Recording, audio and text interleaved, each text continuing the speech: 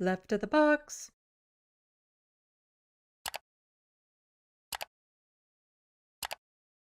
Canada is an export to the United States of many things: natural resources, energy, lumber, auto stuff.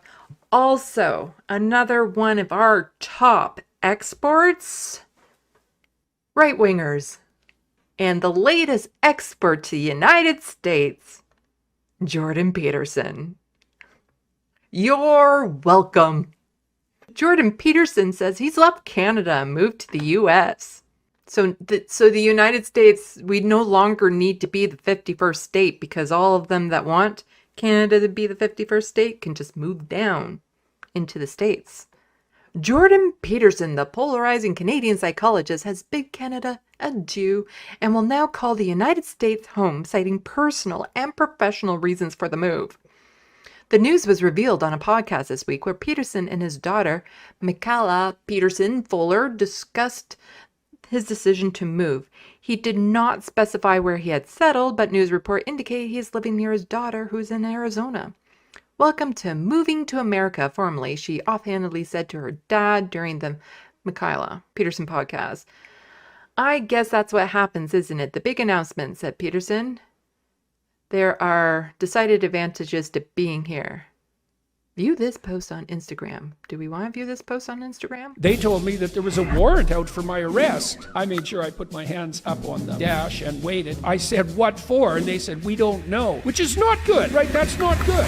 Trudeau came out under oath and said you were being funded by Russians. Yeah, those Russians, the problem with Russians is they promise you the moon and then they never pay you. I think Trudeau got confused because that's his There's music on stated. here, so I don't know if I'm going to get hit up by a copyright strike, but we don't really need to listen to that anyway. Peterson made reference to his ongoing feud with the College of Psychologists of Ontario, as well as big targeting hate speech among his key reasons, as well as a bill targeting hate speech among his key reasons to leave his home country.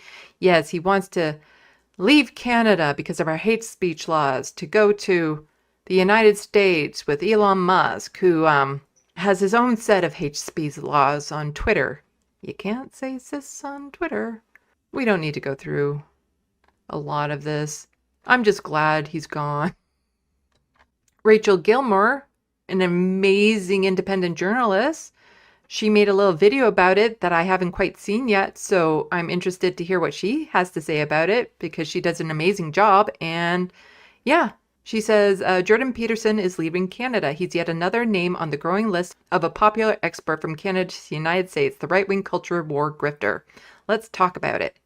Jordan Peterson says he's leaving Canada for the US. Kind of redundant when we're about to become the 51st state, no? But seriously, the thing I found more surprising about this is the fact that he still lived in Canada. See, Canada has a number of exports to the US. We've got softwood lumber, crude oil, steel, and apparently right-wing culture war grifters. It's like the opposite of a brain drain. A brainworm drain? But don't just take my word for it. When the New York Times ran a piece in 2019 titled "The Making of a YouTube Radical," it featured 25 photos of major right-wing YouTube influencers. My friend Luke LeBurn, an editor with Press Progress, analyzed these images, and he found that 40% of those featured in these images were Canadians. Personalities like Loren Southern, Candice Malcolm, Faith Goldie, Jordan Peterson, Evan McInnes, and partially Steven Crowder. Oh, and remember those names from the US DOJ indictment? The one about Russia allegedly paying right-wing influencers to spread its talking points? Well, one of the people who founded the media outlet at the heart of all that was Loren Chen, who is, say it with me now, Canadian. I mean, even the guy Ben Shapiro teamed up with to make that extremely cringe rap is Canadian. Anyways, back to Peterson. When discussing his decision to leave Canada, 3 big reasons came up. First, the fact that he got admonished by the professional organization responsible for licensing psychologists in Ontario for making, I kid you not, a joke suggesting someone, delete themselves, among other unprofessional posts. Second, his claim that Canada is going to become, quote, totalitarian if Bill C-63 passes. Even though it hasn't yet, is being hotly debated and critiqued, and we do have courts that strike down aspects of laws that violate charter rights. But he is worried about totalitarianism, so he moved to the US.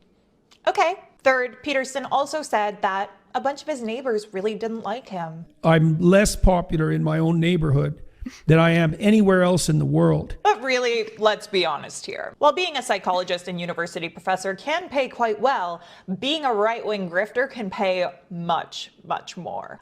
Yeah, if I were to become a right-wing grifter, well, I probably have a brain worm at that point and need help.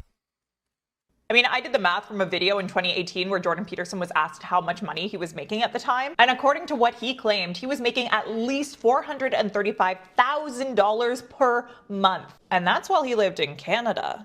The US is a bigger market with more eyeballs and more money. So if your goal is fame and fortune, why not move closer to more of both? Because as Taylor Lorenz wrote in UserMag, the conservative media landscape in the United States is exceptionally well-funded, meticulously constructed, and highly coordinated.